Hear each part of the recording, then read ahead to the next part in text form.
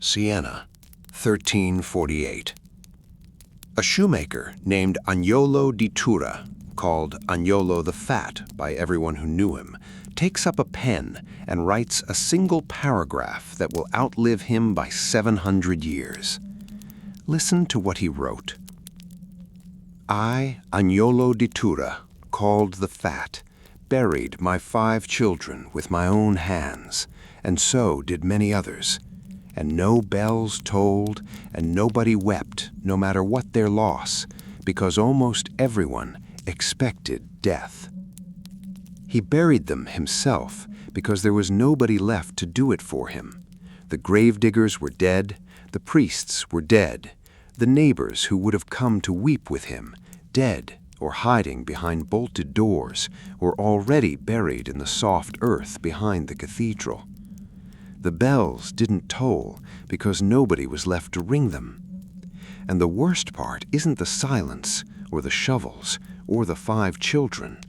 The worst part is the next sentence Agnolo wrote, the one that tells you everything about what it actually felt like to be alive in the spring of 1348. And people said and believed, this is the end of the world. They weren't being dramatic. They weren't writing for posterity. They genuinely believed the sky was closing, that God had taken his hand off Europe, that the green would not come back into the fields next spring because there would be no one left to plant. Tonight, we walk into that world, not from the textbook view, the dates, the death tolls, the maps with little arrows. We walk into the smaller view, the quieter one, the one Agnolo lived inside. The man in the Beak mask, the village that locked itself in, the dancers who could not stop. This is tonight's story. Hey everyone. Tonight we're diving into the worst pandemic in human history. Not from the outside, not from the textbook, but from inside the bell, the candle, the cart, and the door painted with a red cross. Before we begin, if you're enjoying this, a quick like helps a lot. And if you actually like what I do here, consider subscribing. No pressure, but it does mean the algorithm stops yelling at me. Drop a comment, too. Where are you watching from, and what time is it there? I love seeing who's up late with me around the world. Now, here's what we're going to walk through tonight. 11 chapters, about 2.5 hours of slow, dark history, the kind that doesn't shout at you. We start with the man in the Beak mask, the plague doctor, the image you've seen 1,000 times, the long leather robe, the glass eye lenses, the hooked beak stuffed with rosemary and lavender, and a recipe called theriac that contained, among other things, viper flesh. We'll talk about who designed it, why he genuinely believed it would work, and what the job was actually like day to day in a city where the bodies were piling up faster than the carts could move them. Spoiler, most plague doctors were not great at medicine. They were great at counting bodies. Then we'll walk into London in 1665, the Great Plague. Watchmen stood outside infected houses to keep the families locked in, and a cart rolled through the streets at night with a man ringing a handbell and calling out the words you already know, "Bring out your dead." We'll go further back to Caffa on the Black Sea, where the first known act of biological warfare was a Mongol catapult flinging plague-dead corpses over a city wall. From there, 12 ships carried the disease to Sicily, and Europe began 2 years of slow, quiet collapse. We'll go to a small village in Derbyshire called Eyam, where a bolt of cloth arrived from London with fleas hidden in the seams, and the villagers actually chose, to seal themselves in to spare their neighbors. We'll talk about William Mompesson, the rector who buried his own wife with his own hands, and the boundary stones still standing today with little holes drilled into them where coins were dropped into vinegar in exchange for food. We'll meet the Flagellants, the brotherhoods of men who whipped themselves bloody through Europe's streets, convinced that their suffering would buy God's mercy. We'll talk about the cats they killed and the rats that thanked them.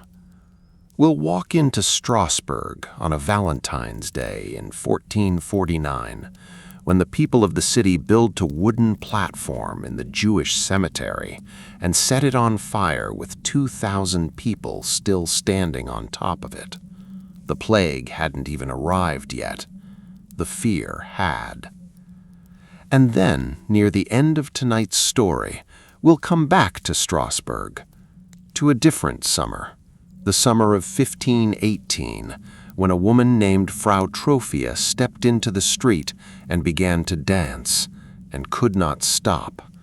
Within a month, 400 people were dancing with her. Some of them died. The chronicles of the time called it a plague. It almost certainly wasn't one, not in the bacterial sense, but it carried the same shape as everything else in tonight's story, a thing the body decided to do that nobody could explain, and it belongs here with the rest. We'll touch the older plagues, too. Athens, 400 years before Christ. Rome in the days of Marcus Aurelius. Constantinople under Justinian. The pandemics that had been rehearsing this story for 1,000 years before it ever reached medieval Europe. And finally, we'll talk about what came after. The dance of skeletons painted on cemetery walls.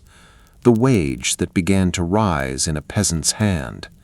The slow, hidden truth that the medieval world cracked open from inside, and the Renaissance quietly walked out through the gap. That's tonight. Lights off. Headphones on if you have them. Now dim the lights. Maybe open a window or turn on a fan for that soft background noise, and let's ease into tonight's story together. If you have ever seen a picture of the medieval plague, even one, you have seen him.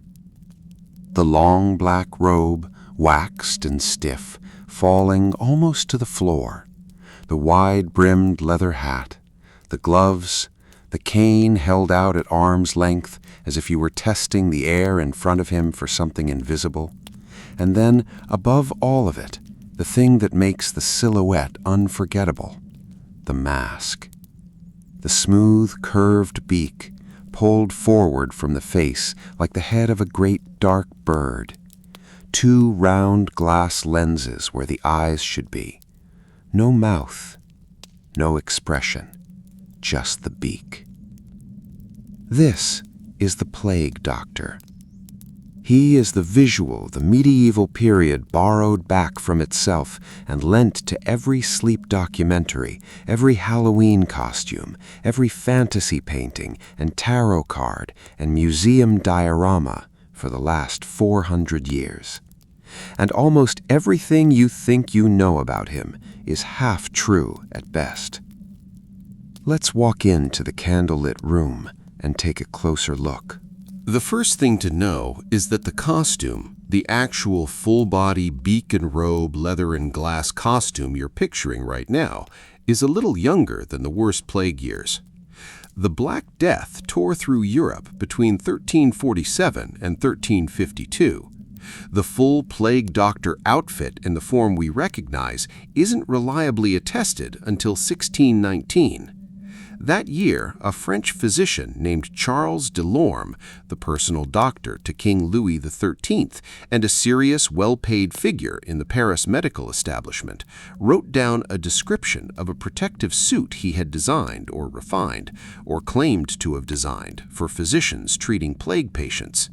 So the costume itself is technically early modern, not medieval. It belongs more properly to the long tail of the second pandemic, the centuries of recurring outbreaks that kept the plague pulsing through Europe well into the 1700s, than to the great wave of the 1340s. Which is its own small horror when you sit with it. because Delorme's design tells us that nearly 300 years after the Black Death, with millions buried, with city after city emptied and refilled and emptied again, the best protective equipment European medicine could come up with was still, fundamentally, a costume. Waxed cloth, leather, glass, herbs, a bird. The plague had been killing people in roughly the same way for 3 centuries, and the doctors meeting it at the door were still wearing what amounted to a guess. But it was a thoughtful guess. Let's look at the pieces. The robe was made of leather, or heavy waxed canvas, or sometimes goat hide, oiled and rubbed and oiled again, until it looked, by lamplight, almost wet. The point was simple. Whatever the plague was made of, and nobody in 1619 knew what the plague was made of, it should not be able to soak through. The robe sealed the body. It went down past the ankles. It tied at the wrists. The hat sat over the top to close the seam at the neck. The gloves were leather. The boots were leather. The cane, depending on the doctor and the city, was wood or sometimes ivory, and it served 2 purposes that didn't usually appear in the medical textbooks, but appear constantly in the chronicles. First, the doctor used it to lift bedclothes, examine sores, and direct nurses without ever putting his hands on the patient. Second, when relatives of the dying tried to grab him, to drag him toward another bed, to beg him to stay, to make him do something, anything, the cane gave him a polite distance to push back from. There are records of plague doctors using the cane to keep the desperate at arm's length while delivering the news that there was nothing more to be done. The mask is where the design becomes specifically uncomfortably medieval in its logic, even though the costume itself is post-medieval in date. The glass eye lenses came first, 2 round panes set into leather sockets, sealed at the edges. They protected the doctor's eyes from contact, and they made it impossible for a patient or a relative or a watching crowd to read his face. That second function was probably more important than the first. A plague doctor with a visible expression was a plague doctor whose feelings could be argued with. A plague doctor with 2 black lenses where the eyes should be was something closer to a verdict walking through the door. And then, of course, the beak. It was hollow, about 6 inches long, shaped, depending on the maker, somewhere between a heron and a crow. And it was packed, and this is the medieval feeling part, the part that pulls the costume back into the older world, with herbs. The herbs in the beak were not random. They were a recipe. They were specifically designed by physicians who took their work seriously to filter the air the doctor was about to breathe, because the prevailing theory of disease in 1619 and in 1348 and in 165, and arguably right up until the 1860s, was miasma. Miasma was the idea, ancient and Greek, that disease moved through bad air, through the smell of swamps, through the breath of the sick, through the heaviness over a battlefield 3 days after the battle. Bad air carried bad disease. If you could clean the air, or sweeten it, or somehow strain it before it reached your lungs, you could, the theory went, keep yourself well. So the herbs in the beak were chosen for 2 qualities. They had to smell strong enough to overpower the smell of the sick room, and they had to carry, in the medieval and early modern imagination, a kind of medicinal virtue, a force that could push back against the rot in the air. The list, depending on which physician you trust, ran roughly like this: rosemary, lavender, mint, cloves, camphor, storax, myrrh, rose petals, juniper berries, sometimes ambergris, sometimes ground musk, and sometimes, pressed into the center of the bouquet as the active ingredient, a pinch of theriac. Theriac is one of those words that has fallen out of common use, but it deserves a moment. It was the most famous, most expensive, most reverentially handled medicine in Europe for 1,500 years. The recipe came down from the court of Mithridates VI of Pontus, was refined by the Roman physician Galen, and was prepared by the late medieval period by official theriac makers in Venice and Bologna in public ceremonies that drew crowds. It contained, depending on the version, between 60 and 100 ingredients: opium, cinnamon, saffron, honey, the flesh of vipers dried and powdered. It was supposed to cure poison. It was supposed to cure plague. It was supposed to cure almost anything. It cured almost nothing, of course, but it smelled remarkable. And in a beak full of rosemary and cloves and theriac, in a sick room thick with what medieval physicians would have politely called the corruption of the air, it gave the doctor something to breathe that wasn't death. From today's view, this looks like medicine pretending to be perfume. From their view, it was the cutting edge of contagion theory. And that's what's so chilling. So who was actually wearing the beak? This is where the picture in your head probably needs to be adjusted. When most people imagine a plague doctor, they imagine a serious physician, a man trained at Padua or Bologna, fluent in Latin, with a shelf full of Galen at home. A doctor who chose plague work the way a modern surgeon might choose trauma medicine, a man on the front line. That is not mostly who was wearing the beak. The work paid well, that part is true. Cities under plague would post a contract for a plague doctor, a medico della peste in the Italian, and the salary was usually 2 to 4 times what an ordinary city physician earned. The contract included room, board, and in some cities a bonus paid to the doctor's family if he died on the job, which he frequently did. But the work also kept you in a sealed leather suit for 10 or 12 hours a day, in rooms that smelled of vomit and feces and dying. It exposed you to a disease that, even if you didn't believe in fleas, and you didn't because nobody knew about the fleas yet, clearly killed the people who treated it. It alienated you from your own city. Plague doctors were forbidden by city ordinance from mingling with the healthy population. They lived in separate houses. They ate alone. They washed in vinegar. Their families, in many cases, did not embrace them when they came home. This was not a job that the best physicians took. The best physicians, when plague broke out, did what almost all of us would do. They left. They went to their country estates. They sent letters of regret to the city council. They cited prior commitments. They were quietly, professionally, completely absent. The plague doctors the cities actually hired tended to be the second tier and below. Young physicians who had not yet built a practice, older physicians whose practices had failed, foreigners, failed apothecaries. Sometimes, and the records on this are uncomfortable, barber surgeons with no formal training in medicine at all, hired because they were the only ones willing to put on the suit. There were exceptions, and we'll come to one of them in a moment, but the general picture across most of the second pandemic in most European cities is this. The man behind the mask was more often than not somebody whom polite medicine had already failed to keep.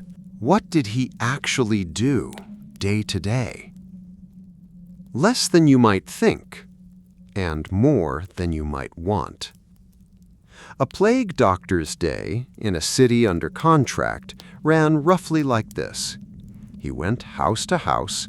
He confirmed the diagnosis, the buboes in the groin and armpit, the fever, the dark patches on the skin that gave the Black Death its later name.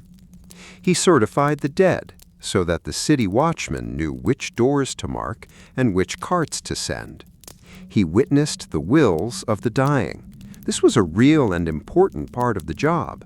A will witnessed by a plague doctor in his costume was legally robust, and many of the surviving plague-era inheritance documents in Italian and French archives carry exactly that signature. He performed the small surgeries the period believed in. He bled patients with a lancet because bleeding was supposed to draw out the bad humor. He lanced buboes because draining them was supposed to release the corruption. Sometimes, though the records vary, he applied poultices of dried toad or pigeon or onion to the swellings. Sometimes he held a candle close to the lump and tried to burn the corruption out through the skin. None of it worked in the bacteriological sense. Some of it killed people faster. What it did do, and this is the small, quiet thing the chroniclers do not always say outright, is it meant that nobody died completely alone.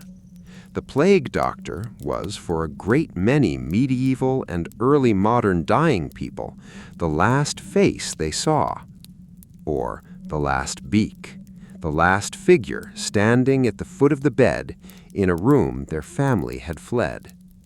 And he stood there, and he wrote it down, and he moved on to the next house. There were a few of them whose names survived. The most interesting for our purposes is Michel de Nostradame, known to history under the Latinized form of his name, Nostradamus. Yes, that Nostradamus, the prophecy man. Long before the prophecies, he was a young plague doctor working in Aix-en-Provence in 1546, and his treatment record is genuinely surprisingly good. He refused to bleed his patients. He thought it weakened them. He prescribed clean water, fresh air, and the removal of the dead from the streets, which sounds obvious now and was radical then. He invented something he called the rose pill, rose hips, cypress sawdust, a few other ingredients, and instructed patients to keep it under the tongue. We now know that rose hips contain unusually high concentrations of vitamin C. His patients survived at noticeably higher rates than his colleagues' patients. His colleagues, predictably, called him a fraud. He was not a fraud. He was, in the careful phrasing of medical historians, a man who had stumbled onto a few things that worked in a profession where almost nothing did. He survived the plague himself. His first wife and 2 children did not. He went on, of course, to other things.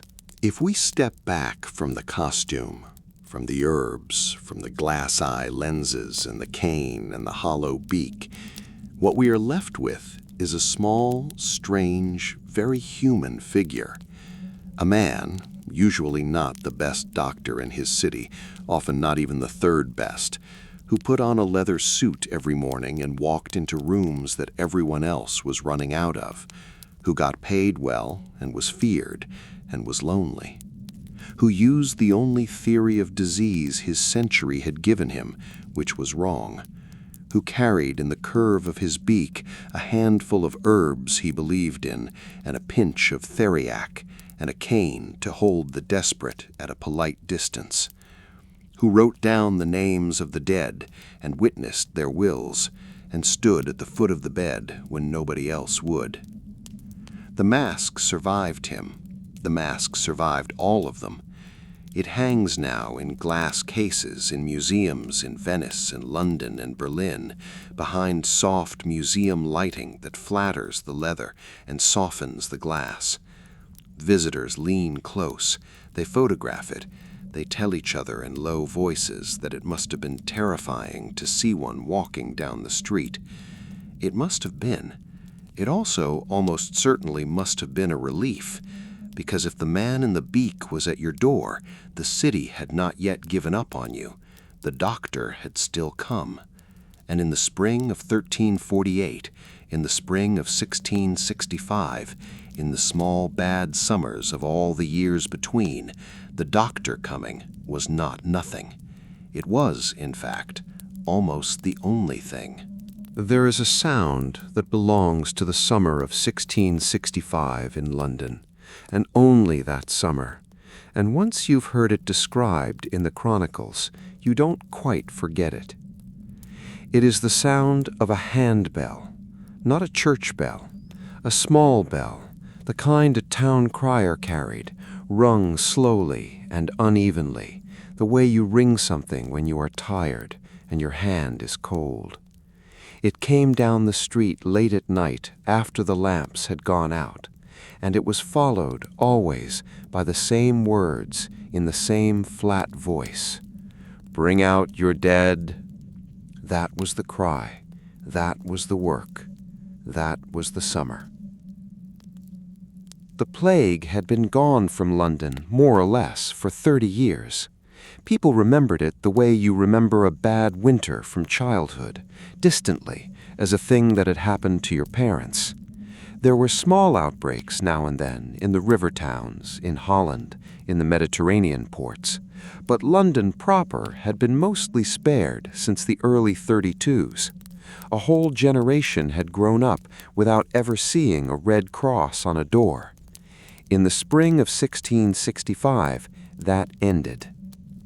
The first deaths were recorded in the parish of St. Giles in the Fields, in the poor neighborhoods just outside the old city wall.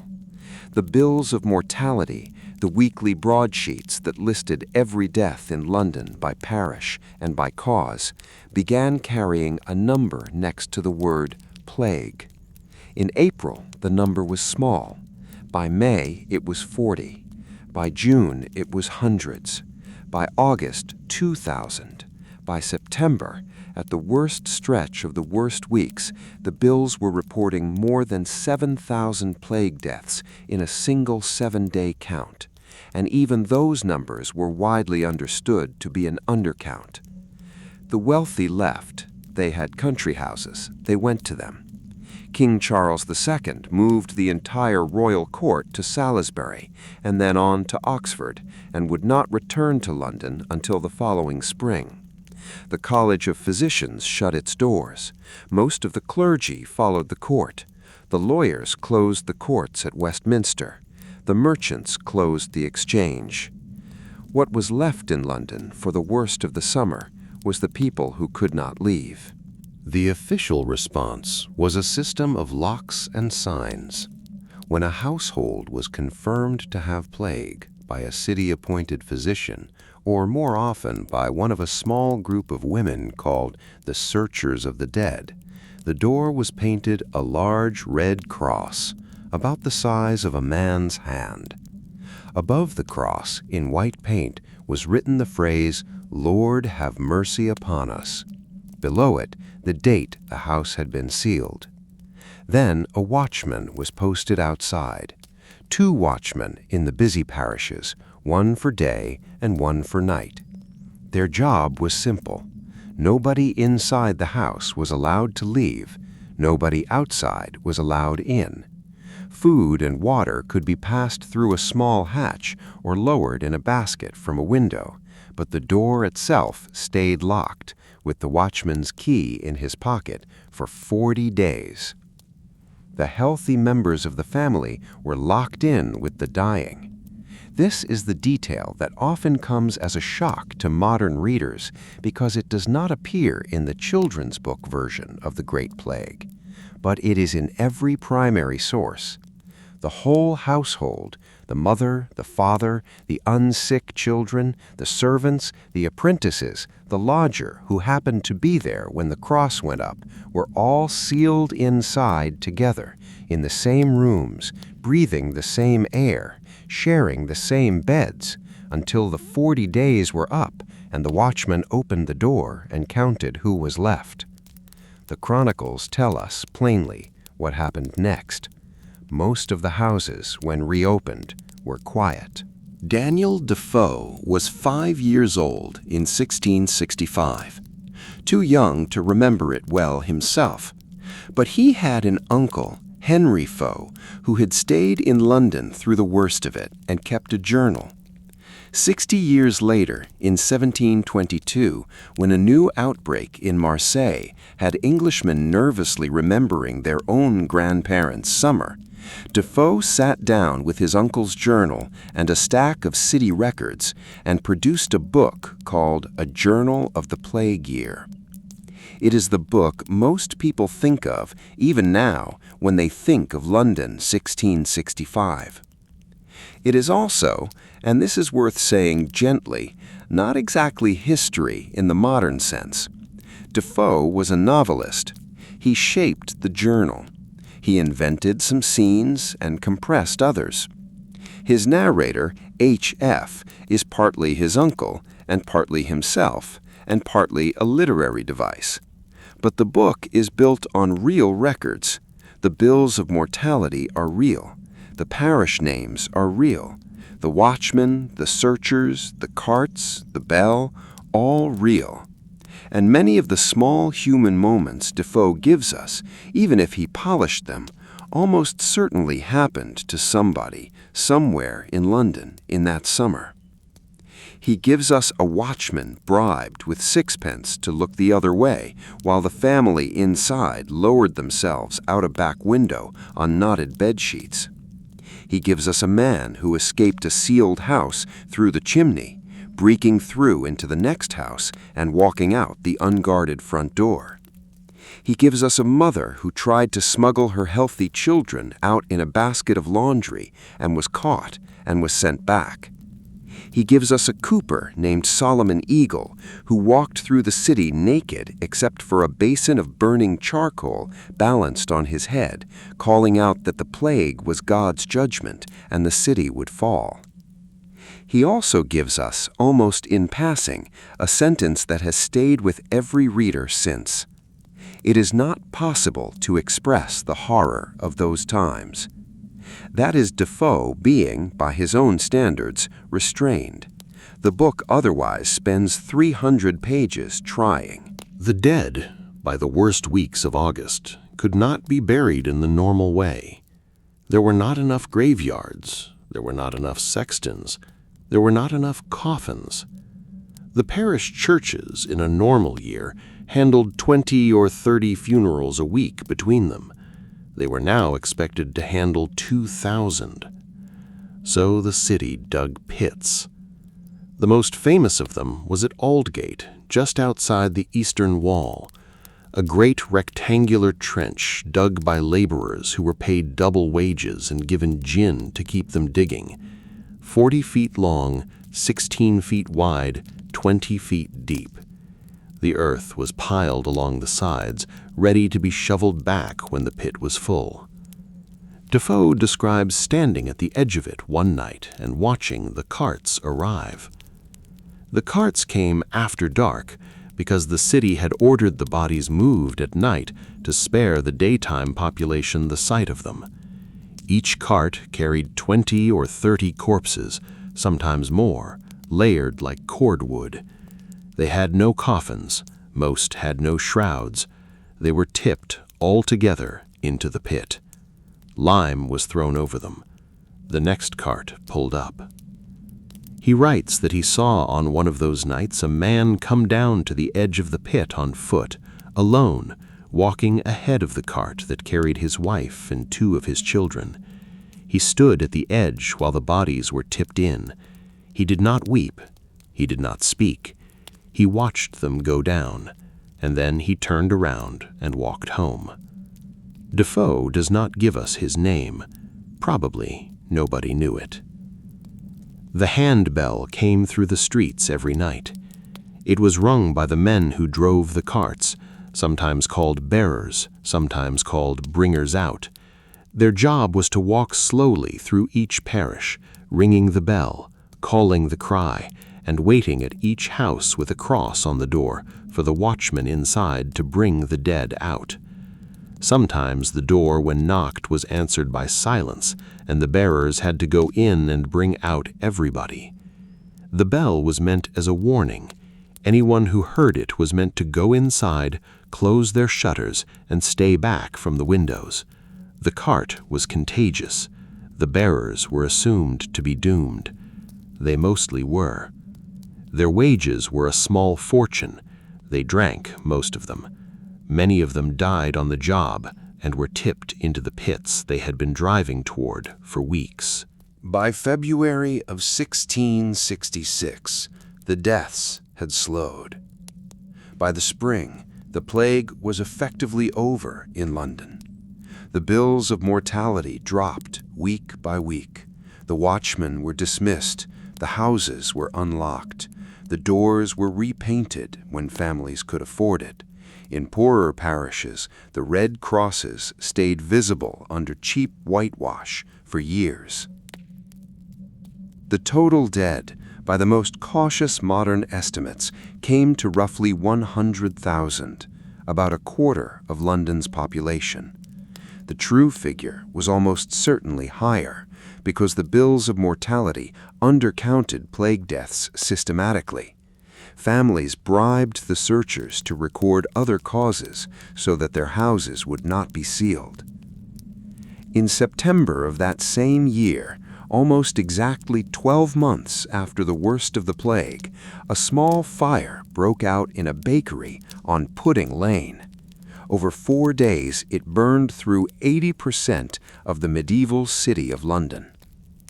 The Great Fire wiped out the slums, the timber tenements, the rats, and most of the lingering sense that the plague might come back the way it had come.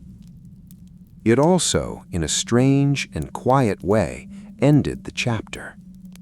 The London that came back after the fire was a different city, built in stone, wider streets, fewer rats. The plague never returned to it on the scale of 1665. The bells stopped ringing in the night. But the cry stayed in the language. We use it now mostly as a joke. Bring out your dead! It used to mean something else. It used to be the last thing many Londoners heard before sleep, in a summer when the carts came through every parish every night, and the bells rang slowly down the cobbles, and the watchmen sat outside the locked doors, and the searchers walked from house to house counting the dead, and the pit at Aldgate, by the end, was the largest grave in the history of the city. From today's view, it sounds like horror. From their view, it was the system working as designed. And that's what's so chilling. The plague did not begin in Europe. It arrived there by ship. To find where it actually started, you have to walk east, past the Mediterranean, past the Black Sea, past the steppe lands the medieval Europeans called Tartary and could only describe in rumors, past the high pastures of what is now Kyrgyzstan, where in 2022 a team of geneticists pulled fragments of Yersinia pestis, the bacterium itself, out of the teeth of 2 skeletons buried in 1338 and 1339 in a small Christian cemetery at a place called Kara-Jigash. Their headstones, written in Syriac, recorded the cause of death as mautana, pestilence. That is, as far as anyone has yet found, the oldest bone in the trail. 2 graves on a hillside, 10 years before Europe knew what was coming. From there, the trail moves west, with the merchants and the caravans and the rats and the fleas, along the Silk Road, through Samarkand, through the Khanate cities of Central Asia, on to the lower Volga, and from the lower Volga, by 1346, into the Crimea. And in the Crimea, in the autumn of that year, the plague walked into a war. The war was small by the standards of the time, a trade dispute that had escalated the way trade disputes did into a siege. The besieged city was Caffa, a walled Genoese trading post on the southern coast of the Crimean Peninsula, on roughly the spot where the modern Ukrainian city of Feodosia stands. Caffa was, in 1346, one of the most profitable outposts in the Mediterranean economy. The Genoese had built it as a hinge between the Black Sea trade and the rest of Europe. And it handled silk, slaves, spices, salt, fur, grain, and tax revenue in eye-watering quantities. The walls were thick, the harbor was deep, the garrison was small but professional. The besiegers were the army of the Golden Horde, the Mongol successor state that ran the steppe from the Carpathians to the Aral Sea. Their Khan in 1346 was a man named Johnny Beg, sometimes Johnny Bek, sometimes Johnny Bek, depending on which alphabet the chronicler was working in. He was an able ruler. He had inherited the horde from his father in 1342 and spent the early years of his reign putting down rivals. The siege of Caffa was, by his standards, a side project. He had marched on the city in 1343 over a fight involving a murdered Mongol merchant in the marketplace, withdrawn after his army was stricken with disease, returned, and was now back for the third attempt. This is the campaign in which the plague found him. Our best account of what happened next comes from a notary named Gabriele de Musi, working in the small Italian city of Piacenza, who never went to Caffa himself. He wrote his account from the testimony of merchants and sailors who had been there and who had come home with the disease in their hold. The account survives. It is, even now, one of the most read passages in the literature of the plague. De Musi tells us that the disease broke out among the Mongol army first. Their camp, packed tightly outside the walls of Caffa, was the perfect environment: close quarters, open sewage, plenty of rats moving between the supply tents. Within weeks, the army was dying faster than the city it was besieging. Johnny Beg's men were burying their own at a rate that was beginning to threaten the campaign. And then, according to de Musi, the Khan made a decision. He ordered his catapults, the great counterweight trebuchets the Mongols had inherited from Chinese siege warfare, loaded not with rocks, but with the bodies of his own plague dead, and he had them flung over the walls into the streets of Caffa. What seemed like mountains of dead were thrown into the city, de Musi writes. The Christians could not hide nor flee nor escape from them, although they dumped as many of the bodies as they could in the sea. This is, by most reckonings, the first recorded use of biological warfare in human history. Modern epidemiologists have gently complicated the story. The catapult is real, that part's well attested, but the mechanism by which the plague actually got into Caffa was almost certainly not the catapult. Yersinia pestis is not, in most forms, transmitted from a corpse. It moves through the bites of fleas, particularly the oriental rat flea, Xenocilla chaops, which lives on the black rat, Rattus rattus. When the rat dies, the fleas leave the cooling body and look for the next warm one. Catapulted corpses, by the time they hit the cobbles inside Caffa, would have been long abandoned by their fleas. What almost certainly happened, the modern argument goes, is simpler and quieter. Mongol rats, infected Mongol fleas, and infected Mongol grain shipments, captured, stolen, scavenged, traded across the siege line, moved into the city the same way they had moved into the camp. The catapult was theater. The flea was the army. But you can see why de Musi told it the way he did. The catapult is a cleaner story. It has a villain and a weapon and a moment. It also has, and this is the medieval detail that makes the chronicle stick in the throat, a reading in which the Mongol Khan, watching his own men die, decided that if the disease was going to take him, it was going to take everybody. From today's view, this looks like a war crime. From their view, it was, more or less, what siege warfare had always been. Throw what you have over the wall, make the city sicker than the army. And that's what's so chilling. The Genoese broke the siege at the end of 1346, or possibly early 1347. The chronicle is fuzzy on the exact date, because the chronicle was fuzzy on most things. The garrison was sick, the civilians were sick, the streets were piling up with dead in the same way the Mongol camp had been a few weeks earlier. The survivors did what Genoese traders did. They went to the harbor, they loaded their ships, they left. There were perhaps a dozen ships in the convoy that broke out of Caffa. They sailed south through the Black Sea, through the Bosporus, past Constantinople, and dropped some of the disease there in passing, into the Aegean, into the Mediterranean. By the late summer of 1347, they were calling at Sicilian ports. In October 1347, 12 of those ships put in at the harbor of Messina on the eastern tip of the island. The harbor master at Messina, by all accounts, knew something was wrong before the gangplanks went down. The ships were drifting. Many of the crew were dead at their stations. The ones still moving were feverish, dark-skinned in patches, coughing.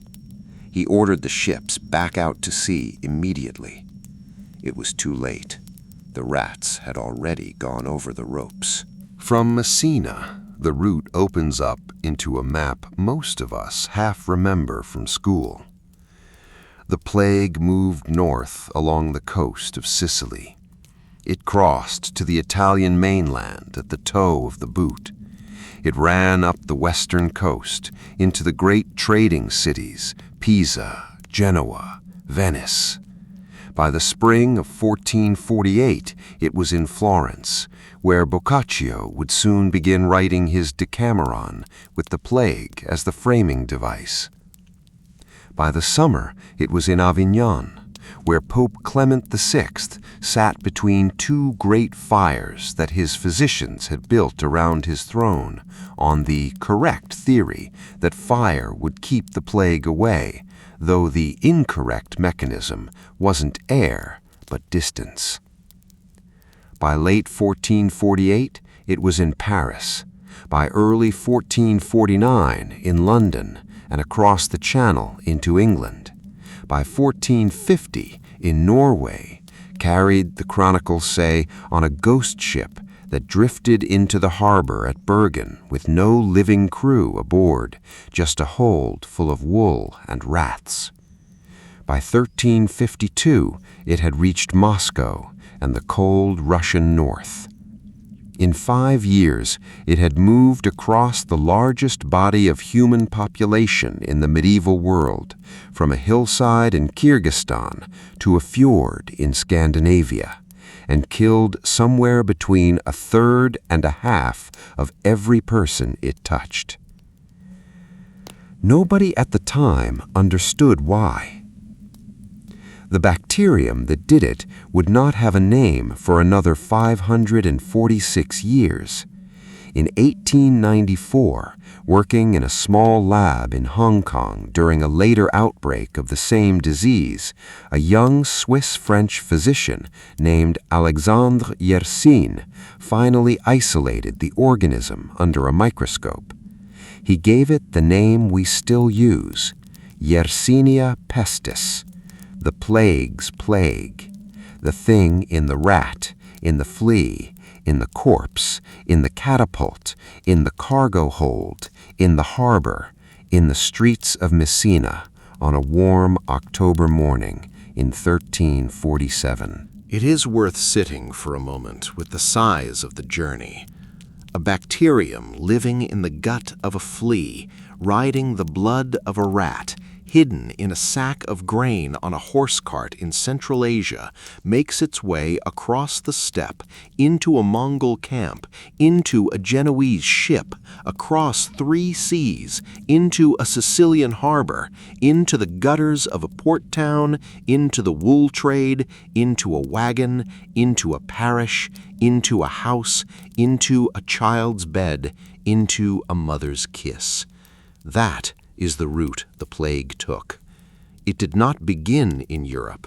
It arrived there by ship. And the harbor master at Messina, the one who tried to wave the 12 ships back out to sea, his name has not survived. Nobody bothered to write it down. He saw what was coming and he did exactly the right thing, and the rats ran past him in the dark while he was still pointing at the open water. There is in that detail almost the entire shape of the story. A man at a harbor doing the right thing, and the plague going past him anyway. There is a small village in the north of England, in a fold of the Derbyshire hills, called Eyam, pronounced eam, like a quiet sound at the back of the throat. If you walked through it today, you would see a high street with stone cottages, a small church with a Saxon cross in the yard, a pub, a bakery, and a path leading up onto the moors. You might not notice anything strange. And then you would start reading the plaques. The plaques are on the walls of the cottages, small dark stone tablets set at chest height, recording who lived in each house and what year they died, and who else in the family went with them. In this house lived Edward Cooper, who died of plague on 23rd September 1665. His brother Jonathan died on 26th September, his mother on 30th September. The plaques are everywhere, house after house. The village hasn't tried to hide them. The village has, in fact, kept them the way a candle keeps a flame for almost 400 years. Eyam is the village that, in the autumn of 1665, locked itself in to stop the plague spreading. This is its story, and it is, of all the chapters in tonight's documentary, the one I find hardest to read aloud without slowing down. The plague came to Eyam, as it came to most places, by accident. In late August of 1665, the same summer when the bell was ringing in London and the cart was rolling down to the pit at Aldgate, a bolt of cloth was sent from a London tailor to a man named George Vickers, the assistant to the Eyam tailor, a journeyman renting a room in a small cottage at the western end of the village. The cloth was damp. He hung it by the fire to dry. The fleas in the seams woke up. Within a week, George Vickers was dead. He was the first. By the end of September, 5 more in his cottage had died. By October, 23. By the end of the year, the plague had moved house by house through the western end of the village, killing entire families in the same week, and was beginning to creep into the eastern lanes. The villagers, who had thought at first that this was a small local visitation, began to understand that they were facing something else. Eyam sat at the meeting of 3 valleys. The lead mining trade brought carriers in and out every week. To the south lay the cathedral city of Sheffield. To the east, the market town of Chesterfield. To the west, the great wool merchant towns of the Peak. If the plague jumped Eyam's parish boundary, it would not stop. It would walk into the rest of Derbyshire, and then into the rest of the north, the way it had walked into the rest of England in 1349. And there were no doctors left in any of the surrounding towns who would treat them. The wealthy had left for the country. The country was now Eyam. In the spring of 1666, with the worst of the dying still to come, the village made its decision. The decision was made by two men who, in any ordinary year, would not have agreed on anything. The first was William Mompesson, the rector of Eyam. He was 28 years old, a Cambridge-educated Anglican, newly appointed to the parish, with a young wife named Catherine and two small children, George and Elizabeth.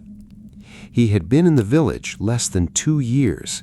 He was not, by background, anybody's idea of a folk hero. He was a careful, cautious, conventional country priest. The second was Thomas Stanley. Stanley was the man Mompesson had replaced. He was a Puritan, a nonconformist, the previous rector who had been ejected from the living a few years earlier under the Act of Uniformity. He was older than Mompesson by 30 years. He still lived in the village. The two men had every theological reason to dislike each other. In another year, they would have. In the spring of 1666, with the worst of the dying still to come, they walked together to the church, and they agreed. The plan was a quarantine, self-imposed, no order from London, no instruction from the Earl of Devonshire, who would later, from his estate at Chatsworth, send food and grain to support it. The villagers themselves would seal the parish. 3 rules, and only 3. Nobody would leave Eyam for any reason until the plague was over. The dead would no longer be buried in the churchyard.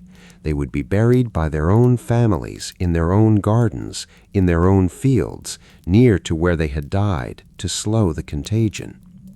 And the church services would no longer be held inside the church. Mompesson would preach in the open air, in a natural amphitheater called Cooklet Delph, just outside the village, where families could stand far apart on the slope and hear him without breathing each other's air. The villagers, by every account that survives, agreed. There were no riots. There were no escapes. A few are said to have slipped away in the first days. Almost nobody followed.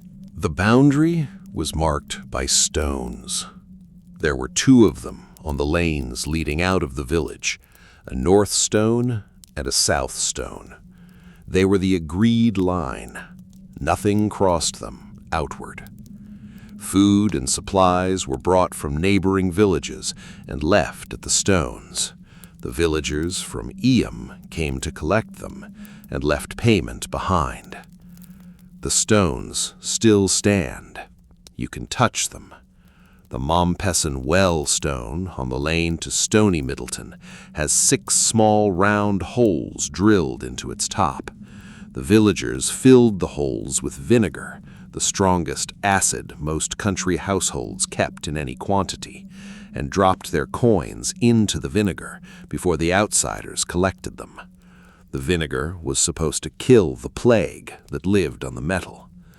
The villagers from the next valley, accepting these vinegared coins, kept their distance until the Eyam shadow was gone from the road. This is, even now, one of the quietly moving things in the entire history of the plague. A village agreeing to die alone so that the next village would not. It worked. It also cost almost everything. Of the roughly 800 villagers who were in Eyam at the start of the outbreak, at least 260 died. The figure is uncertain because the parish register stops being kept properly during the worst weeks, and some of the burials were in private gardens that were never registered. The actual death toll was probably higher. Whole families went into the ground in single weeks. The Hancock family, who lived at a place called the Riley Graves on the hillside above the village, lost 7 of its 8 members, 6 children and the father, in 8 days. Mrs. Hancock, the only survivor, dug the graves herself, dragged the bodies out with a rope, and buried them, one by one, in the field. The 7 small stones still stand together on the hill, weathered and lichened, looking out across the valley. Mompesson lost his wife. Catherine died on the 25th of August, 1666, after walking with him in the fields the evening before. She had said the air smelled sweet, and he wrote about it later in a letter, because he understood, even then, that she had probably already been dying when she said it. He buried her himself in the churchyard, against the rule he had set, because he could not bear to put her in the garden. His letters from that summer survive. They are not what you would expect. He writes about love. He writes about the autumn coming in. He writes in one passage that has stayed with every historian who has read it, "I have got a sweet and pleasant sense of the divine." He does not write about horror. He writes the way a man writes when he has decided that the only way to live through the next morning is to look at it without flinching. The plague burned itself out in Eyam in November of 1666, 14 months after George Vickers hung the damp cloth by the fire. The boundary stones came down slowly. The villagers who were left walked into the next valley for the first time in over a year. The neighboring parishes, by every account, had been spared. Nobody knows exactly why the plague stopped at Eyam. Modern epidemiologists suggest that the burials in the gardens, close to the dying, away from the central churchyard, may have helped by keeping infected fleas spread thin instead of concentrated. The hot summer of 1666 may have shortened the rats' breeding window. The quarantine certainly contained the spread of contaminated cloth and goods. Whatever the mix of reasons, the plague did not jump. It stopped the way a fire stops at a fire break the village has dug in the dark. There is a service held in Cucklet Delph every August now, on the last Sunday of the month, Plague Sunday. The villagers walk down the lane from the church and stand on the same slope where Mompesson pleached. The vicar reads from the parish registers, not the modern ones, the 17th century ones, and lists the dead by name: George Vickers, Edward Cooper, Catherine Mompesson, the Hancock children. The list takes a long time. People stand in the long grass and listen. Most of those listening are descendants of the villagers who survived. It is the quietest service in the English calendar. From today's view, what Eyam did looks like an act of unimaginable, almost saintly courage. From their view, from the view of 2 ministers and 800 quiet villagers in a Derbyshire valley in the spring of 1666, it was simply what good neighbors did. They sealed the door. They paid for their bread in vinegar. They sat with their dying. They kept the plague inside the parish, where they were already standing, so that the next valley would not have to. And that's what's so chilling. That ordinary courage on that scale can pass quietly into history with no name on it but a stone in a lane. If you had been standing on a road in southern Germany in the summer of 1349, on a quiet afternoon with the wheat already brown in the fields and the air heavy with the smell of wood smoke from a village that had been burning its dead, you might have heard them before you saw them. A drum, not a war drum, a slower one, the kind of beat a man keeps when he is walking a long way and does not want to lose the count. Then a chant, low, Latin at the front of it, German underneath, repeated again and again in the way people repeat things when the meaning has stopped being important and the rhythm has taken over. Then the column itself coming around the bend in the road. 200 men, sometimes 300, always men. They walked in pairs, bare-chested, hooded in white linen, with a red cross at the chest and another at the back. Their feet were bare, their backs were already running with blood, and in their right hands, every one of them, they carried a leather scourge, a short whip, 3 or 4 thongs braided together, each thong studded at the tip with small iron knots. As they walked, they swung the whips backward over their shoulders and brought them down on their own backs, in rhythm, together, to the drum. This was the movement that swept across Europe between 1348 and 1350. They called themselves the Brotherhood of the Cross. History remembers them by the simpler name, the Flagellants.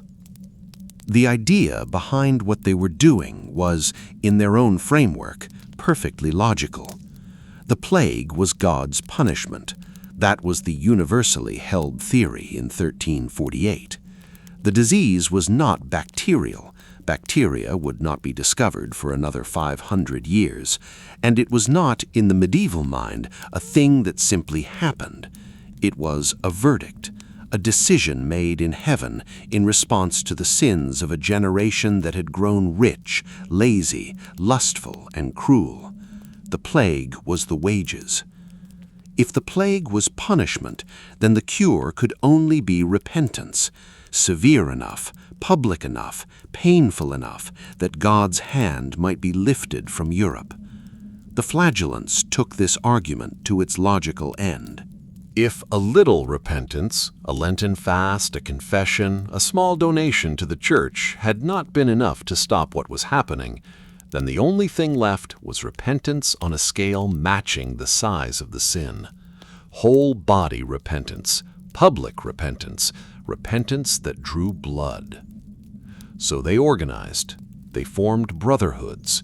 They walked from town to town in disciplined columns, often led by a layman called a master, who carried the rules of the order on a parchment scroll.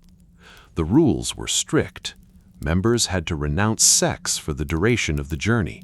They could not bathe. They could not shave. They could not change their clothes. They could not speak to women. They could not enter their own homes.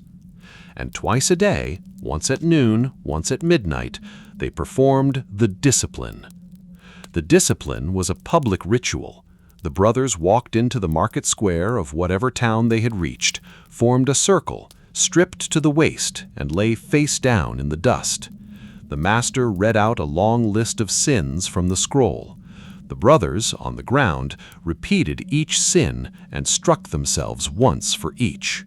They rose. They stood in 2 ranks facing each other, and then, in unison, to the drum, they began to swing the scourges over their shoulders and bring them down.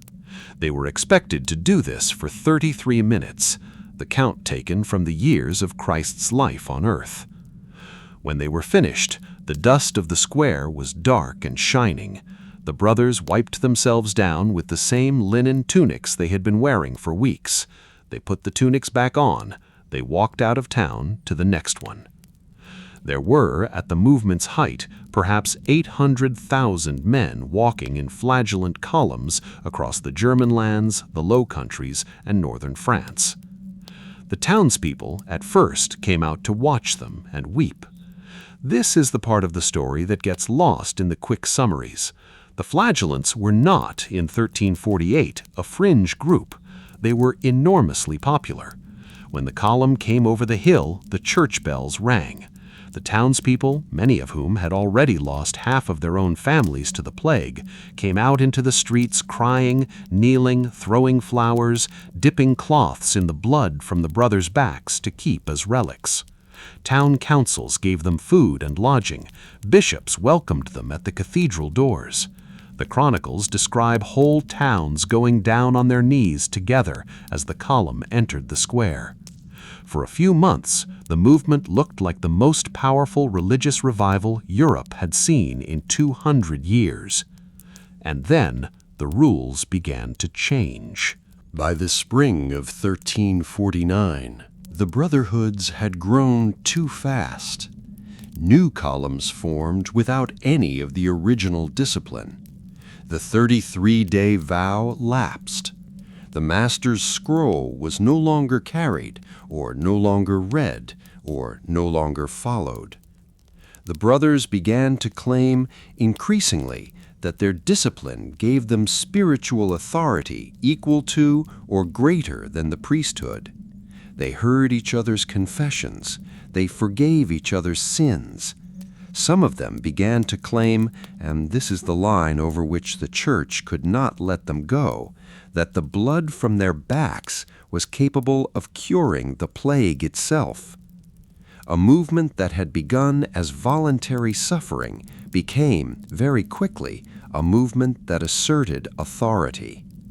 And the Church, watching this from Avignon, where Pope Clement VI was sitting between his great fires, decided in October of 1349 that it had seen enough.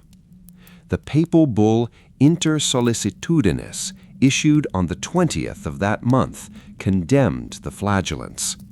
They were, in the words of the bull, an unauthorized movement claiming sacramental powers they did not have, fomenting sedition and bringing the Church into disrepute. Bishops were ordered to suppress the brotherhoods. Town councils were ordered to refuse them entry. The columns, when they came down the road, were now to be turned back. In most of Europe, the suppression worked within a year.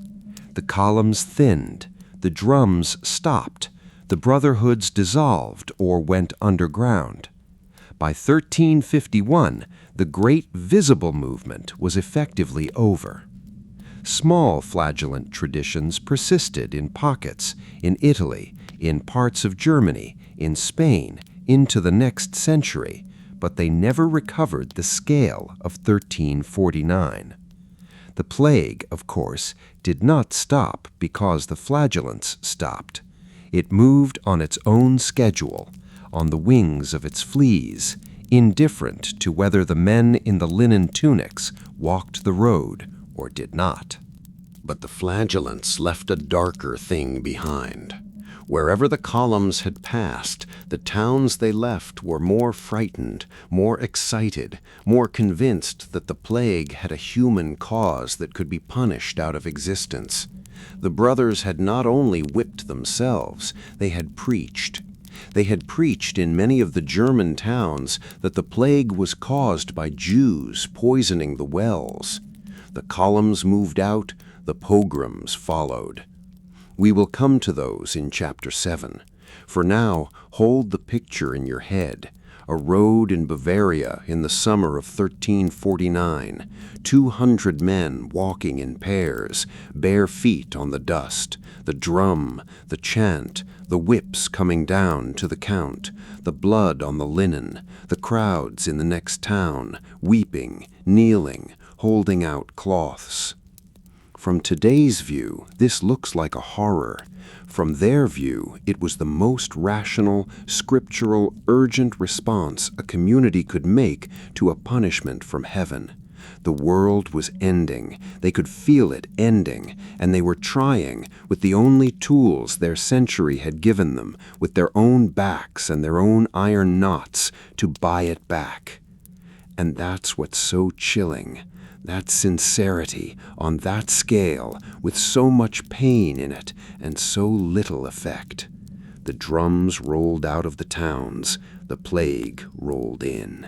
If medieval Europe had a list of catastrophic decisions ranked by how proud everybody was of them at the time, the cat problem would be near the top.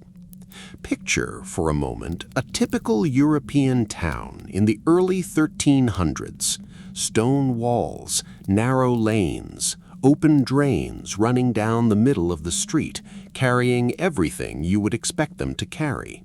Stables built into the ground floor of houses, granaries above the kitchens, bakers throwing the day's flour sweepings into the back alley, butchers throwing rather worse things into the same alley, and living in every roof, every cellar, every wall cavity, every grain sack, and every thatched eave, rats, black rats mostly, ratus ratus, small, agile, breeding fast, comfortable around humans and carrying, in the fleas in their fur, a quiet little organism that nobody yet knew existed. The natural enemy of the black rat is the cat. Medieval Europe knew this. Cats had been kept around farms and grain stores since the Romans. They were ordinary. They were useful. Most monasteries had a cat or two living somewhere between the kitchen and the scriptorium. There is a famous Irish poem from the 9th century written by a monk in the margins of a Latin grammar, in which the monk compares his own work hunting words in old books to his cat Pangurban hunting mice in the night. Pangurban was, by the standards of the medieval cat population, basically a saint with whiskers. And then, slowly, between roughly 1200 and 1400, Europe decided that cats were demonic. The shift was a theological one, mostly. Christianity, in its medieval form, was extremely interested in the question of which animals belonged to God and which animals belonged to the devil. Some animals had it easy. Lambs were obviously gods. Doves were obviously gods. Pigs were ambiguous, but mostly tolerated. Goats, and this is one of the small accidents of European theology, got filed under the devil's column for reasons that are partly biblical and partly the goat's own fault, and they have never quite recovered. Cats fell, somewhere in the late 12th century, into the same column. It started with the heretics, various Christian sects that the Church considered dangerous, the Cathars in southern France and the Waldensians in the Alps, were accused in a series of papal bulls of holding secret rituals in which they kissed a black cat that they believed was the devil in animal form. There is no real evidence that any of these groups did anything of the kind, but the accusation stuck, and the cat absorbed the slander. Then, in 1233, Pope Gregory IX issued a bull called Vox in Rama, a strange, vivid document that described in great detail what the Church believed was happening at heretical gatherings in the Rhineland. The document mentions the kissing of a black cat by name. The bull was circulated widely. It was read out from pulpits. And so, across Europe, slowly but unmistakably, the cat became the devil's animal. This is when the killing started. It was not a single coordinated campaign. It was 1,000 small ones, a village cat that wandered into the wrong barn at the wrong time, a widow living alone with 3 cats, accused of witchcraft and burned with her cats in the same fire. Towns that organized cat killings on certain feast days, Shrove Tuesday in some German towns, the Feast of St. John in some French ones, where bags of live cats were thrown into the bonfires while the crowd cheered. There are accounts from Ypres in the Low Countries, where for centuries the town threw live cats off the bell tower of the cloth hall on the second Wednesday of Lent. The Ypres festival continued in a slightly less unpleasant form into the modern era. It now uses stuffed toys. Black cats, in particular, were considered unlucky to keep, unlucky to own, and dangerous to even let cross your path. Tabby cats fared slightly better. Calicos were tolerated, but the breeding population of European cats, by any reckoning, dropped substantially over the course of the 13th and 14th centuries. The rat population did not. This is where the story becomes, in the medieval phrase, a slow-motion massacre that nobody recognized until it was finished. Black rats had no natural predator in the medieval European town except the cat. The dog did not hunt them seriously. The fox did not come into the cities. The owl was nocturnal and limited to outbuildings. With the cat population thinned, the rat population grew the way populations grow when nothing is eating them. By 1340, by most ecological estimates, the black rat population in Central and Southern European cities was at the highest density it had ever reached. And in 1347, into that ecology, the plague arrived. The plague did not need the cats to be gone in order to spread. It would have spread anyway.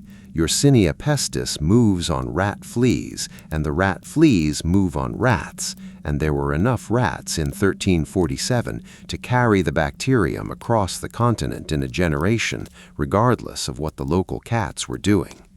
But the cats, what was left of them, did, in the small ways they could, slow it. There are quiet observations in the chronicles. In some northern Italian cities, where stray cats had survived in better numbers, the plague mortality was noticeably lower than in the southern French cities, where the cat killings had been more thorough. The correlation is not perfect, the data is not modern, but it is suggestive enough that it has, in the centuries since, become a small, sad case study in the way a culture's theology can rearrange its ecology without anybody noticing until the bill comes due.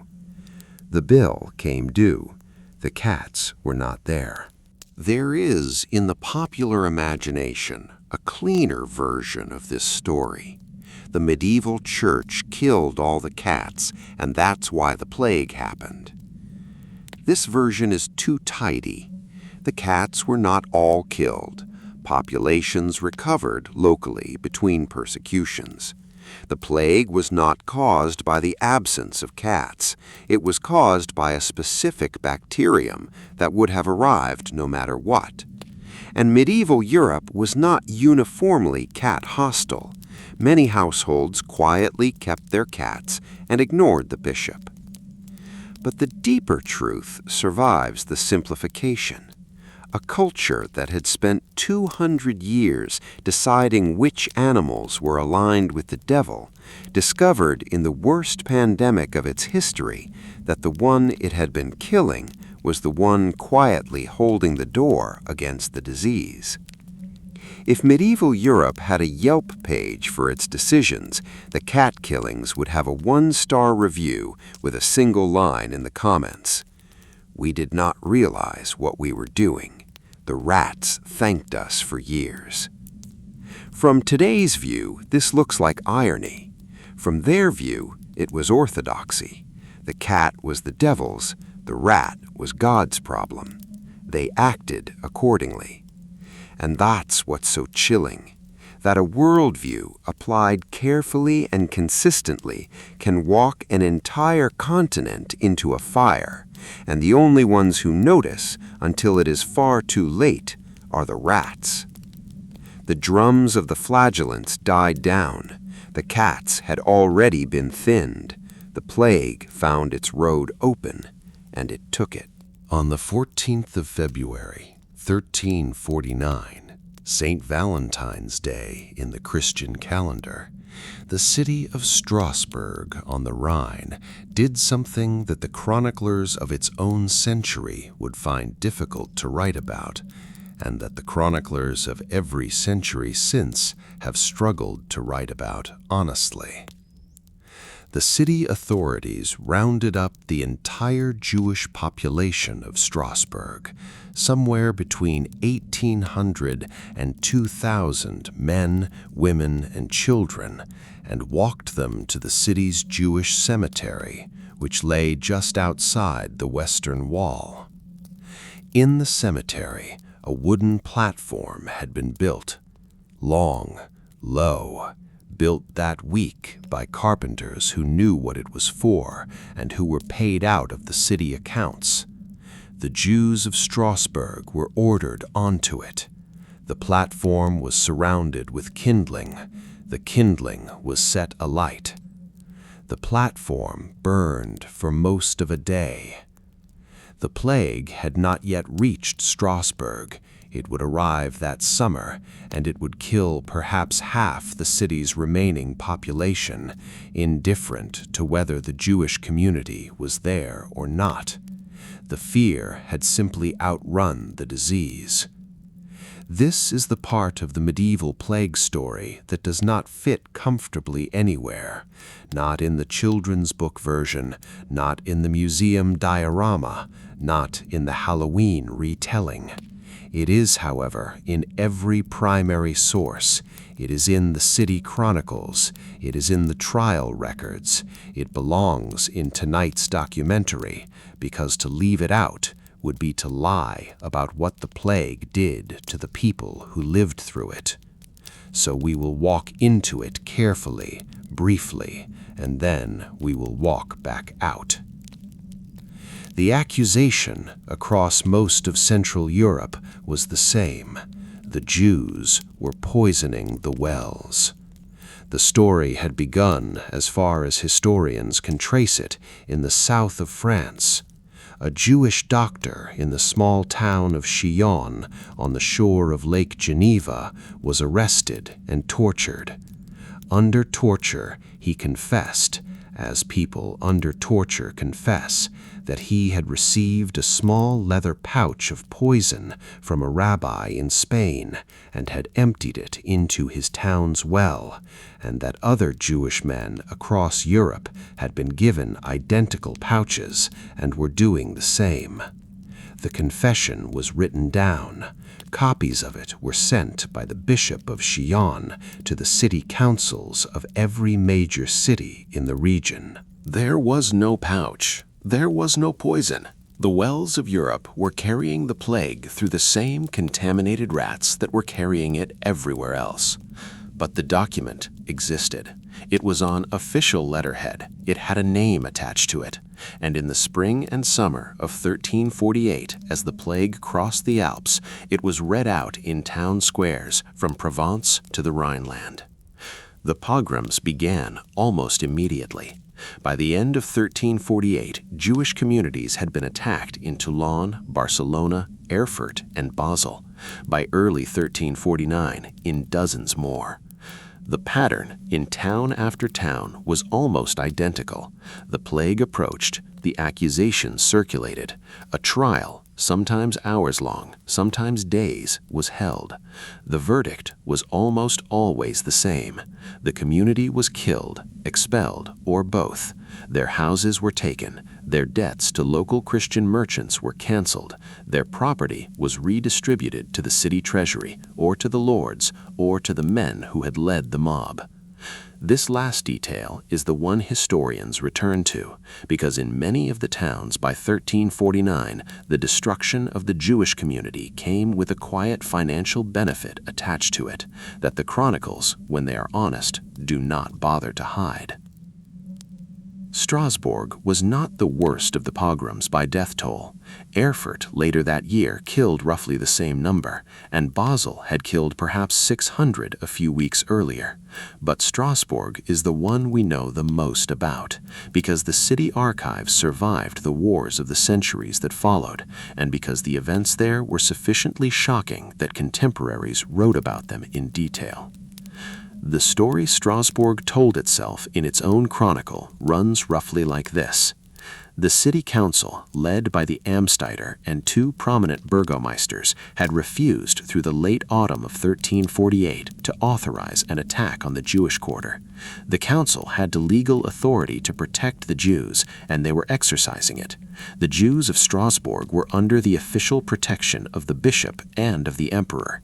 They paid taxes, they made loans, they were a visible and integrated part of the city's economic life. The council, for these reasons among others, was reluctant. The guilds, however, were not. In early February of 1349, a coalition of the guilds, led by the butchers, moved against the council. There was a brief armed standoff in the city square. The council was deposed. A new council was installed within the day. The new council voted that same week to authorize the burning. The burning was carried out on the 14th of February. The chronicle of the city, the Chronik des Klossener, written by a Strasbourg priest named Fritzsche Klossener within 15 years of the event, reports the death toll plainly and adds, in a sentence that has been quoted many times since, "The money was the poison that killed the Jews." Clausener was a priest. He was Christian. He was writing from inside the city that had done it, and he wrote with the kind of bluntness that medieval chroniclers sometimes manage and modern observers do not, that the accusation of poisoned wells was a story. The motive had been the deaths. There were, here and there, voices that resisted. The most important was the Pope's. Pope Clement VI, sitting in Avignon between his two great fires, had issued in July of 1348, before Strasbourg, before Erfurt, before most of the pogroms of 1349, a papal bull called Sicut Judaeus. It condemned the killings. It pointed out, with the clarity that almost nobody in the parish churches wanted to hear, that the plague was killing Jews and Christians alike in roughly the same proportion. He noted that Jewish communities were dying of the plague in places where there were no Christian communities to blame, which meant the wells could not be the cause. He ordered, on pain of excommunication, that the killings stop. The bull was widely circulated. It was read out in cathedrals. It changed almost nothing. The pogroms continued for another year in town after town until the plague itself arrived in those towns and gave the survivors something else to think about. There were other voices. A few city councils, Vienna, Regensburg, held the line and refused to authorize attacks. A few bishops sheltered Jewish families in their palaces. A few towns, after the killings, repented and invited the surviving Jews back. The names of those who resisted are recorded, and they deserve to be.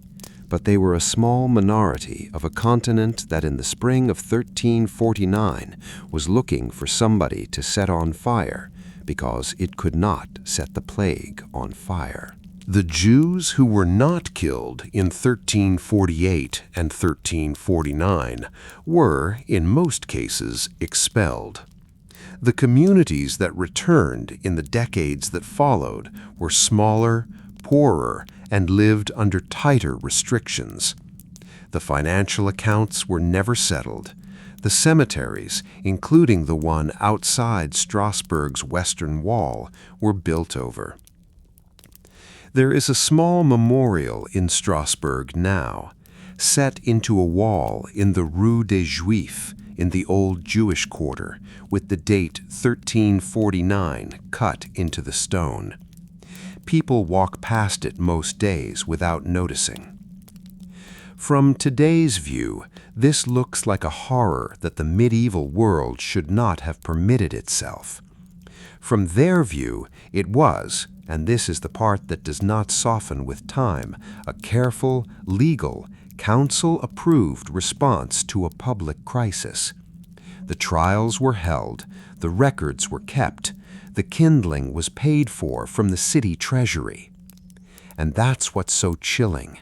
That horror, on this scale, can be administered through the ordinary paperwork of a functioning town. We do not need to dwell here longer.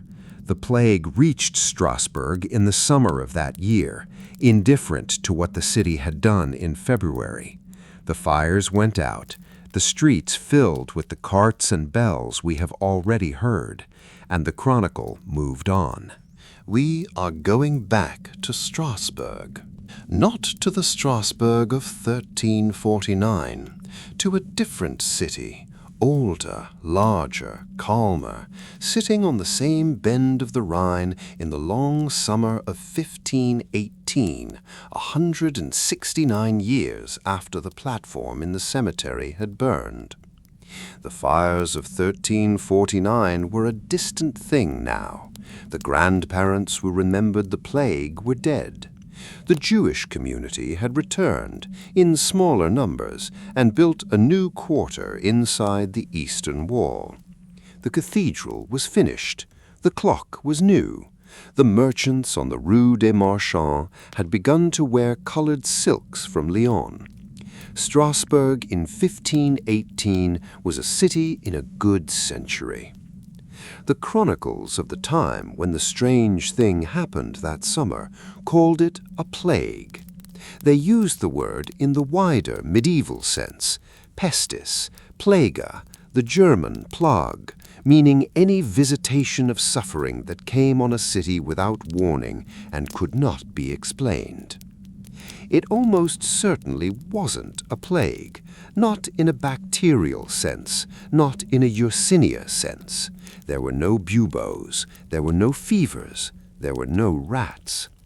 But it carried the shape of everything else in tonight's story, a thing the body decided to do that nobody could explain.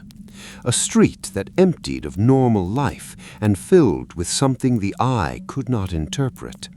A city council that did not know what to write down in the register and wrote plague anyway, because the word was already there. And it belongs here with the rest. It began in the middle of July, 1518, with a single woman. Her name was Frau Trophia. We know almost nothing else about her. The records do not give us her age, her occupation, her husband's name, or whether she had children. What the records give us is one detail, and the detail is enough. She walked out of her front door in the late afternoon of a hot summer day and began to dance in the street. She danced alone. There was no music. There was nobody else dancing. Her neighbors came to the windows. They watched her, and they watched the street around her. There was no obvious reason for it. There was no festival. There was no procession. She was not drunk. She was not laughing. She was not, by all accounts, smiling. She danced through the rest of that afternoon. She danced through the evening. The neighbors came down from their windows and stood in a loose ring around her, asking her to stop. She did not stop. Her husband came out and tried to take her by the wrist. She pulled her wrist away. By the time darkness fell, she was still dancing, in the same patch of cobbles, with the same fixed, unreadable expression. She danced through the night. By the morning of the next day, the chroniclers tell us, Frau Trophia was bleeding from her shoes. The chronicles are not, on this occasion, exaggerating. There are at least 3 independent contemporary sources for what followed, and they agree on the broad outline closely enough that historians have, for the past 500 years, been forced to take the story seriously. The most important is the city physician's notebook kept by Paracelsus. Yes, that Paracelsus, the great quarrelsome Renaissance medical reformer who arrived in Strasbourg some years later and interviewed survivors and witnesses. The second is the chronicle of the city council itself, the Annales de Sebastian Brant, which records the official response in unusual detail. The third is a pamphlet printed in Strasbourg later that century with woodcuts. What they describe is this. By the second day, Frau Trophia was still dancing, and a small group of women from her street had joined her. By the end of the first week, the group had grown to more than 100. By mid-August, when the records become unusually detailed because the city council had begun keeping them daily, somewhere between 300 and 400 people were dancing in the streets of Strasbourg. They danced in the squares, they danced on the bridges, they danced in front of the cathedral, where the carved stone saints looked down on them without comment. They did not appear to be enjoying it. The chroniclers are very specific about this. The dancers were not joyful. They were exhausted. They were in pain. Many were weeping while they danced. Some were calling out to be stopped. Their bodies, the chroniclers say, would not obey them. And some of them were dying. This is the part of the story that has, more than any other, kept historians arguing for 500 years. The records of the city council list the deaths plainly. The dancers were dying of strokes. They were dying of heart attacks. They were dying of exhaustion after dancing for days without rest. The chronicler Sebastian Brandt gives a number that has been doubted by some modern historians and accepted by others. 15 people a day at the worst stretch in the third week of August. That figure may be high, it may be a chronicler's flourish, but even at a fraction of it, what was happening on the streets of Strasbourg in 1518 was, by any measure, a slow, public, baffling crisis. People were dancing themselves to death. The city council met. They issued, in late July, the most peculiar municipal order in the surviving German archives. The order, against all medical instinct, was that the dancers must be allowed to continue. The reasoning behind it is worth understanding. The council had consulted the city's physicians who had reached a diagnosis based on the medical theory of the day. They believed the dancers were suffering from an excess of hot blood, a humoral imbalance, and that the only remedy was for the blood to spend itself. The dance was the body's attempt to discharge the surplus heat. To stop the dancers, the physicians argued, would trap the bad humor inside them. To let them dance was, technically, the cure. So the council acted. They cleared 2 large halls, the guild hall of the carpenters and a hall above the corn market, and turned them into dance floors. They hired, with public money, a small band of musicians, drums, pipes, fiddles. They paid 2 strong men to walk among the dancers and hold them upright when they began to fall. They sent the dancers one by one to the halls. The crisis got worse. It is not clear, looking at the records now, whether the music made it worse or whether the dance was already moving toward its peak by mid-August and would have peaked regardless. What is clear is that for about 10 days, the halls were full of people dancing in shifts to live music, with the city paying the band and the band continuing to play because the dancers could not stop. Then, in the last week of August, the council reversed course. They dismissed the musicians. They closed the halls. They prohibited dancing of any kind in public except at weddings, on pain of fines.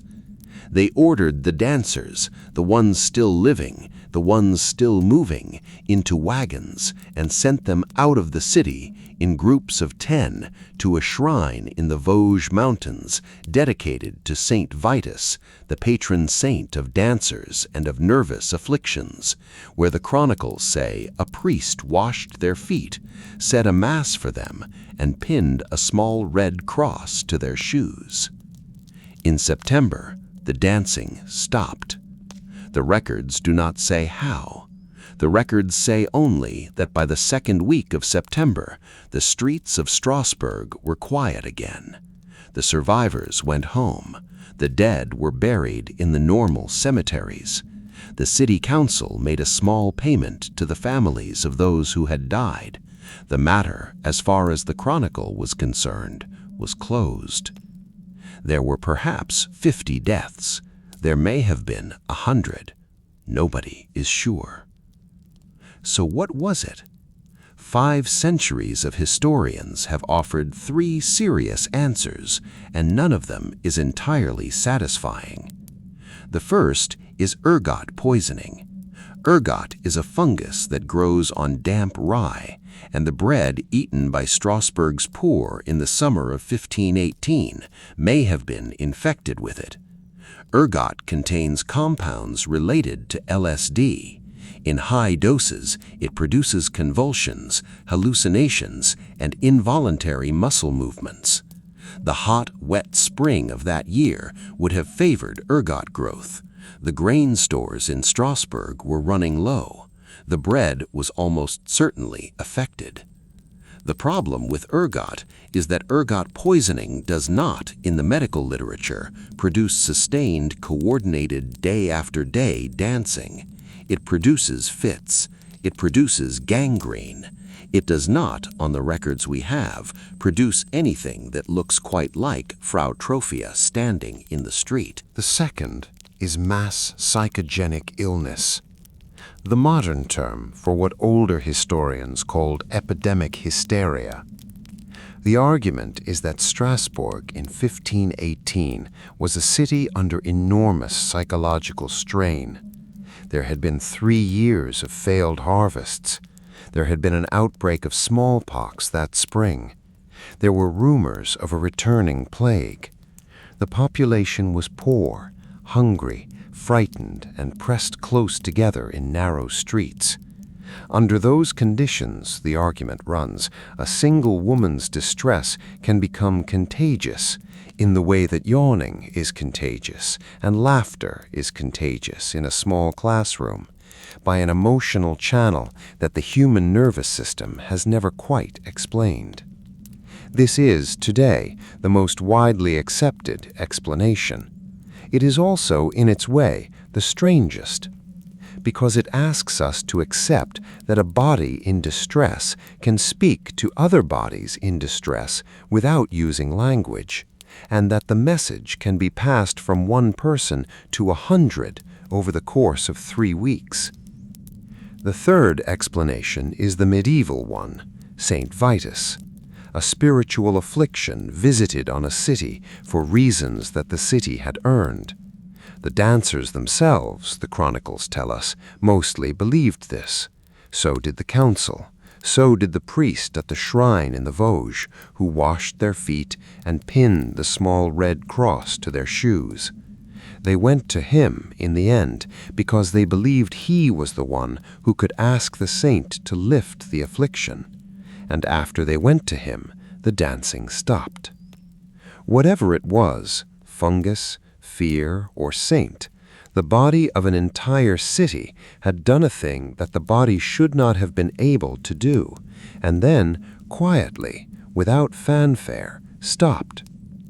From today's view, this looks like a strange episode in the medical history of the late Middle Ages. From their view, it was a plague.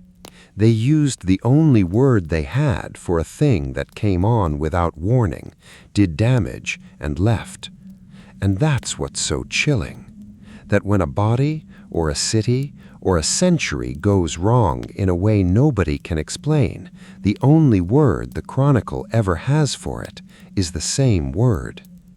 The dancers slept. The streets were quiet. The chronicle moved on. The Black Death, for all its scale, was not the first great plague. It was not even the second, or the third. By the time the 12 ships put in at Messina in October of 1347, the human species had already rehearsed this story 3 times that we know of, almost certainly more times that we do not, over the previous 1800 years. Tonight, before we close, we will walk briefly through the 3 rehearsals, not in the kind of detail we have given the medieval pandemic, just enough to know they happened, just enough to understand that Agnolo di Tura sat down in Siena in 1348 and wrote that the world was ending. He was the latest line of men who had, in their own centuries, quietly believed the same thing. These are the plagues before the plague. The first is the plague of Athens. It arrived in the summer of 430 BCE, in the 2nd year of the Peloponnesian War, when the city of Athens was at the height of its power and crowded inside its own walls. The Athenian general Pericles had ordered the entire rural population of Attica to abandon their farms and move inside the city's defensive walls, on the theory that the Spartans, who could not breach those walls, would eventually run out of patience and go home. The walls held. The disease did not care about the walls. It came in by ship through the port of Piraeus, almost certainly from the eastern Mediterranean. What it actually was, modern historians still cannot say with certainty. The leading candidates are typhus, typhoid fever, smallpox, and a strain of hemorrhagic fever that no longer exists. Whatever it was, it killed somewhere between 1/4 and 1/3 of the population of Athens over the next 4 years. It killed Pericles himself. It killed his 2 sons. It killed a generation of soldiers, sailors, philosophers, and farmers.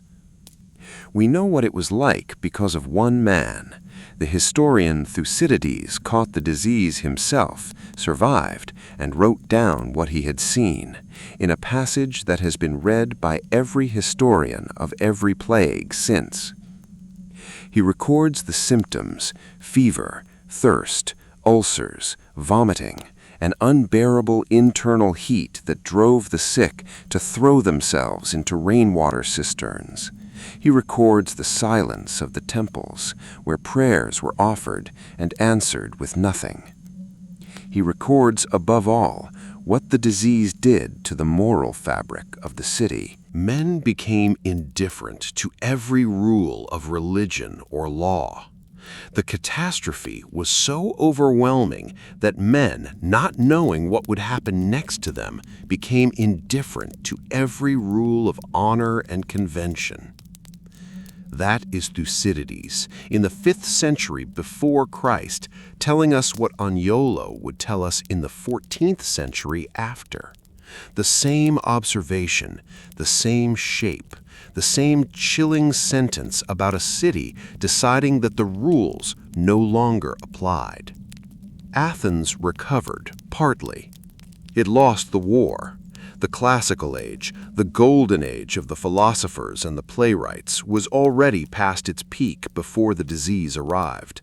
The plague closed it. The second is the Antonine Plague. It arrived in the Roman Empire in 165 CE, brought back by soldiers returning from a campaign in the eastern provinces, most likely from the city of Seleucia on the Tigris, which they had sacked the year before.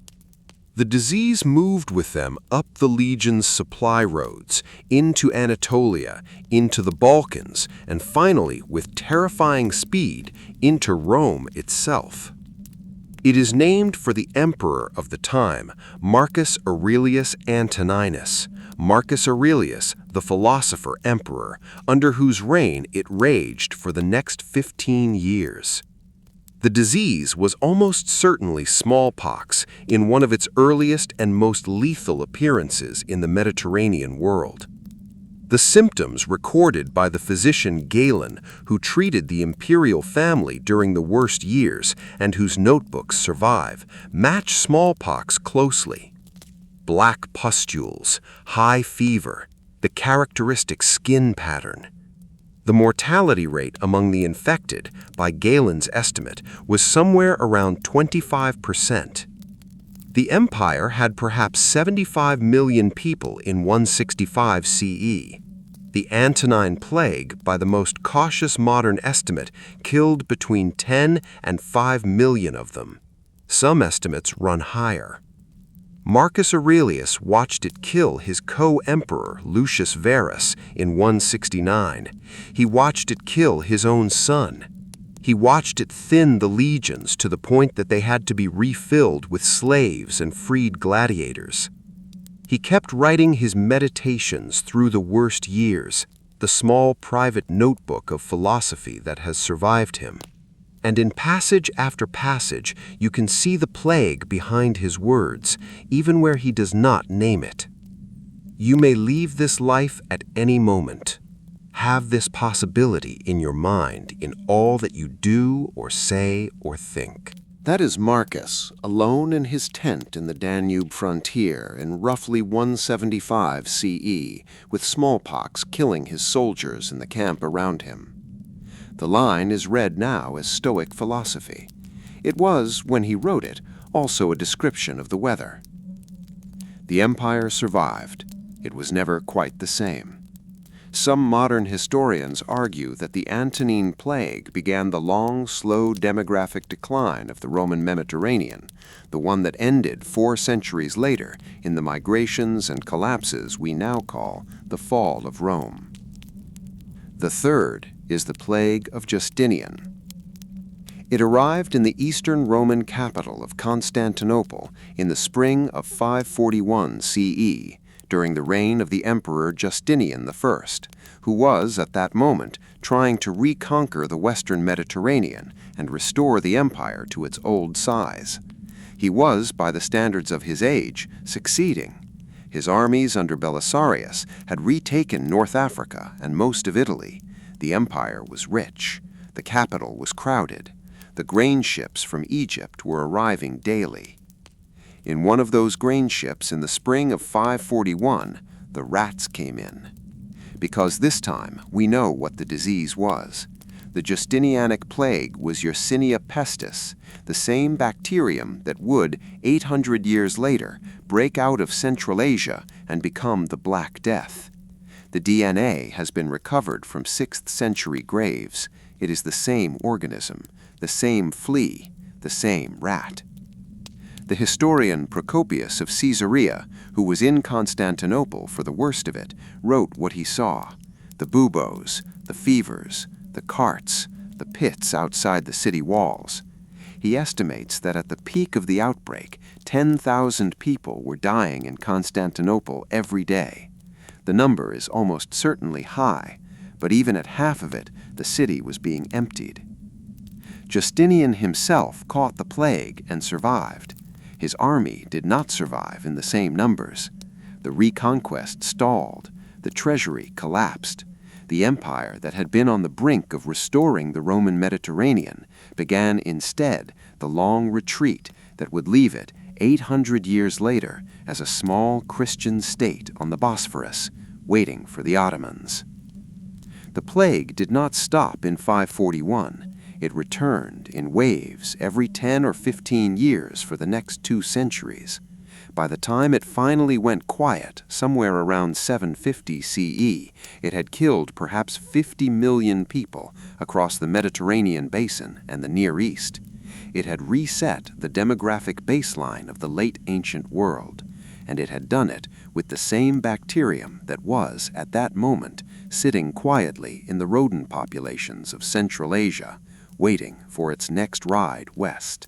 3 plagues, 3 civilizations at the height of their confidence, 3 chroniclers, Thucydides, Galen, Procopius, sitting down with parchment and ink and writing in 3 different languages what was effectively the same paragraph.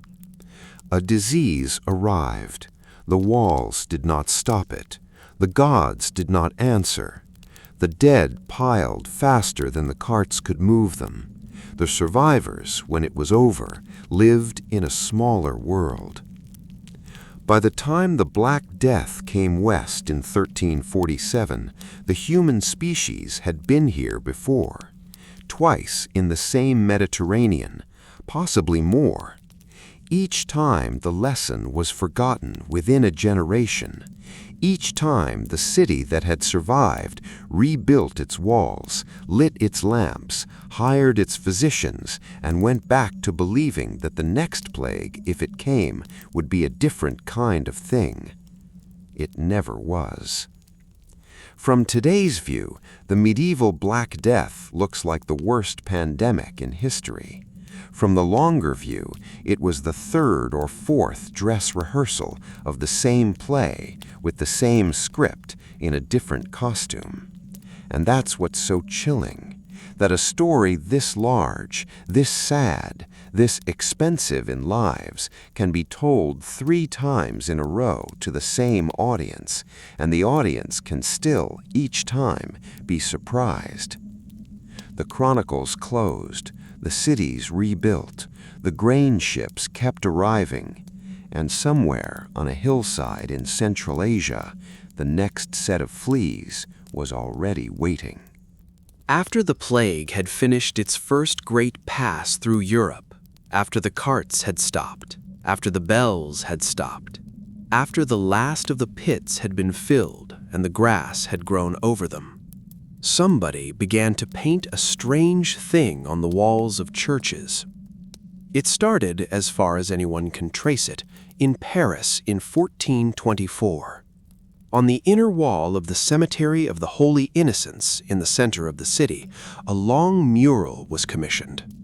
The cemetery itself was already a famous place, the largest open burial ground in Paris, a flat, dusty square ringed by a covered cloister, where the dead of the city had been brought, where the bones of older burials were dug up to make room for newer ones, where the walls of the cloister were stacked with skulls behind iron grills. People came there in the daytime. They walked through. They prayed. They did business. The dead were not separate from the living in 15th century Paris. They sat against the same walls. The mural that went up in 1424 ran along the inside of that cloister.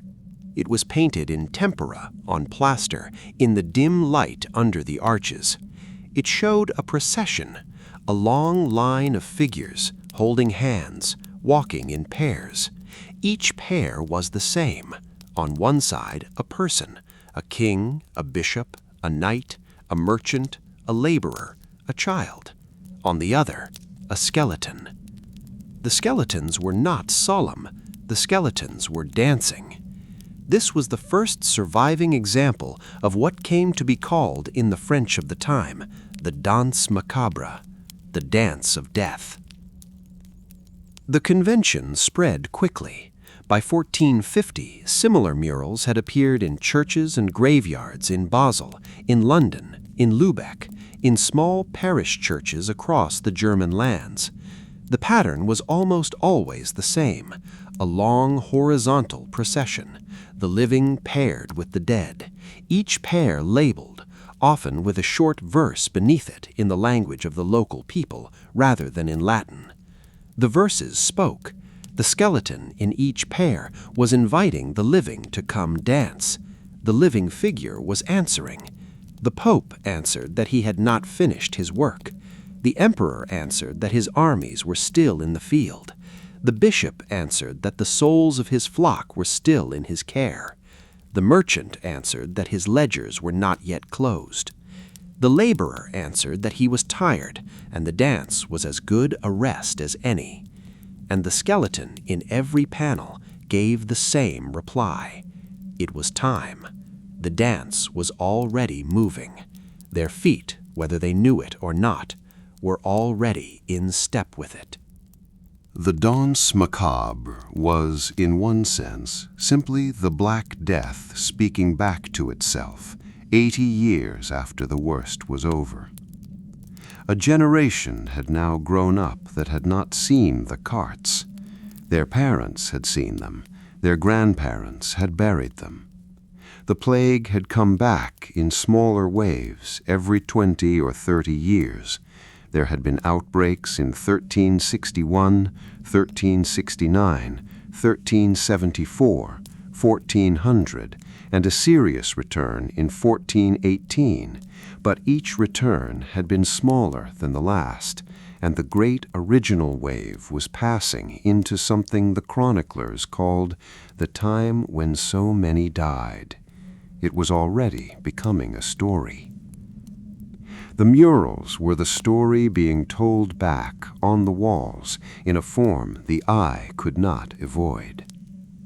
What the murals were saying, very clearly, was something the medieval world had needed the plague to teach it, and was now afraid of forgetting. The dance does not care who you are. The Pope's robes do not exempt him. The Emperor's army does not protect him. The bishop's prayers do not slow the music. The merchant's gold does not buy him another verse. The laborer's calluses do not earn him a longer rest. The child's smallness does not move the skeleton to wait. In the cloister at the Holy Innocents, in the dim light under the arches, The procession was painted in such a way that the living and the dead were drawn at the same scale, in the same posture, with their hands joined in the same easy hold. They were partners. The skeleton was leading, gently. The king was following. Whatever the king had thought he was in the world of the painting, he was now what the skeleton said he was. And the skeleton said, in every verse, the same word: come. The art form was, in its own way, a kindness. This is the part of the Danse Macabre that surprises modern visitors who go looking for it, expecting horror. The murals are not horrifying.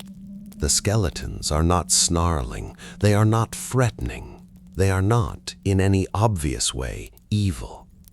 They smile. They bow. They take the hand of the king with the same courtesy with which they take the hand of the child.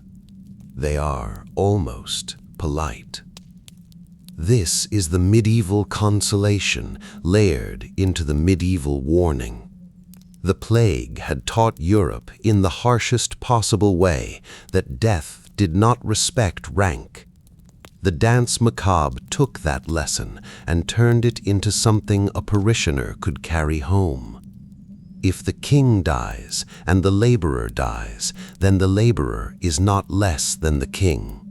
The dance is the same dance. The skeleton holds the laborer's hand with the same care. Whatever the world told you in the daylight, in the cloister at the Holy Innocents, in the dim under the arches, the procession was telling you something else. You are the same.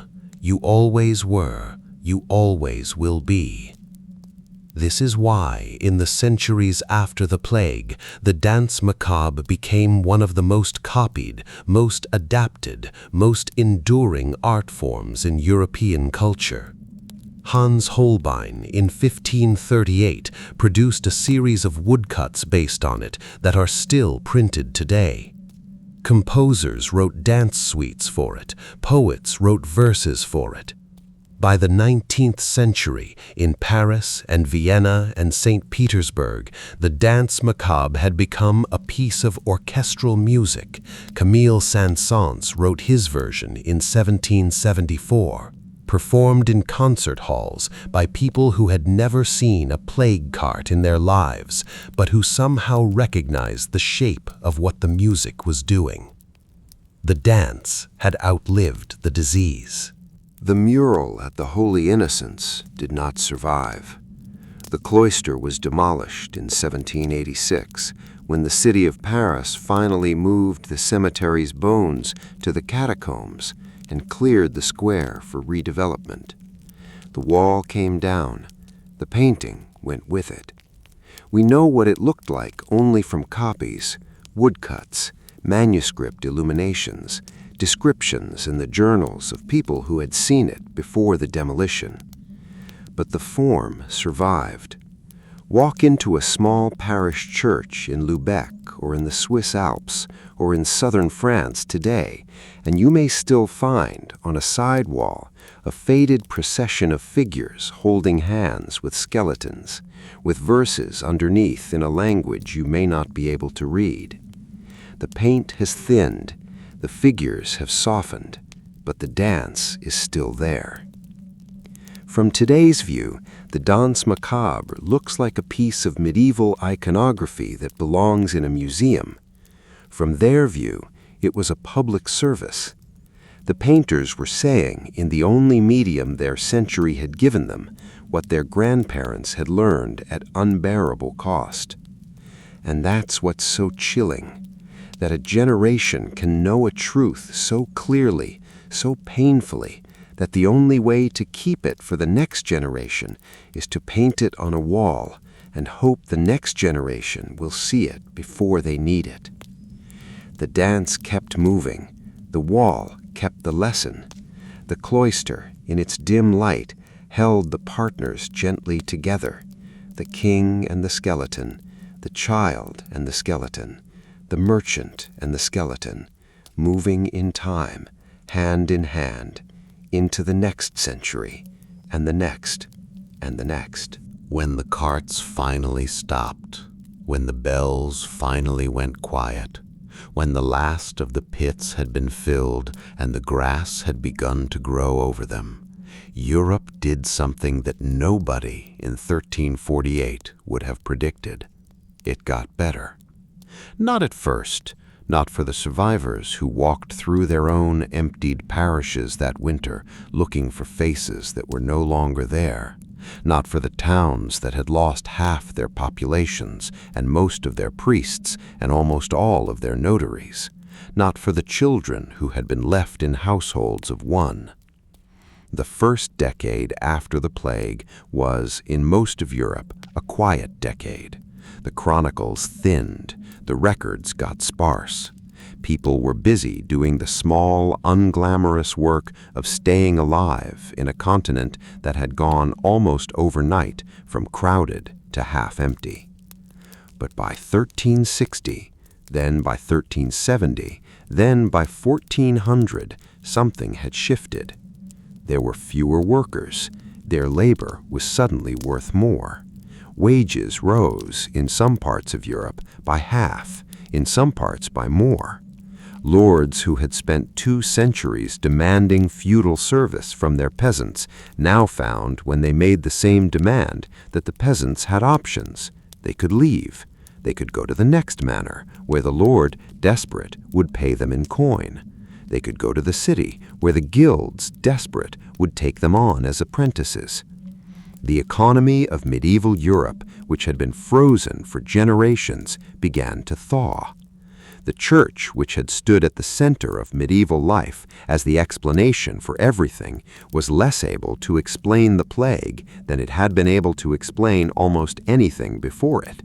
Its priests had died at the same rate as everyone else. Its prayers had not lifted the verdict. Its theological apparatus had told people the plague was God's punishment, and the people, watching the plague kill saints and sinners with the same indifference, had quietly noted that the explanation did not fit the data. The crack in religious authority that opened in the late 14th century would not close. It would widen. It would become, eventually, the Reformation. Universities expanded. Vernacular literatures bloomed. Painting, which before the plague had served almost entirely religious purposes, began slowly to look outward, at faces, at landscapes, at the small, ordinary furniture of human life. The Renaissance is not, despite what schoolbooks sometimes suggest, the direct child of the Black Death, but it is, in a real sense, the world the Black Death made room for. The plague had broken the old shape. The new shape, when it formed, was not the same. This is the small, quiet thing the chroniclers of the period sometimes managed to say, and sometimes did not. A pandemic on the scale of the Black Death does not only kill, it rearranges. It empties the rooms that were full and fills the rooms that were empty. It changes which work is worth what. It changes which prayers are believed. It changes which paintings are commissioned. It changes the shape of the next century without anybody at the time being aware of having lived through a turning point. The survivors did not know they were standing at one. They were burying their dead. They were looking for work. They were trying, mostly, to get through the winter. We tend, when we look at history from a distance, to see the change as obvious.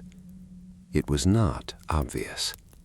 It was 1,000 small, exhausted decisions made by people who would have given anything for the world they had lost. If there is a single lesson the long arc of plague leaves us with, it is something like this.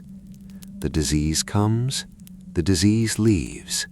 What it leaves behind is not the world it found. The harbor master at Messina did not know. The doctor in his Beak did not know. The villagers at Eyam did not know. The dancers in the streets of Strasbourg did not know. Agnolo, sitting in Siena with his pen, writing that nobody believed the world was really ending, he did not know. But the world that came after them was made out of the small, careful, frightened, brave things they did, the records they kept, the bells they rang, the carts they drove, the boundary stones they set in the lane, the vinegar they put in the small round holes, the plaques they let stand on the cottage walls, the murals they painted in the dim light under the arches. The plague was not the worst thing they survived. The worst thing they survived was the silence afterwards. And in that silence they began, very slowly, to build. So, the carts have stopped, the bells are quiet, the grass has covered the pit. Outside the window, wherever you are, the night is doing what the night has always done, settling, cooling, holding the room the way the cloister held the dancers. The plague has finished its long pass through tonight's story. 11 chapters, a great many names, most of them not famous. A small great many acts of courage and small acts of cruelty, in a world that for all its strangeness was made by hands not very different from yours. Sleep well, wherever you are. The dance is still moving. We are still in it, but not tonight.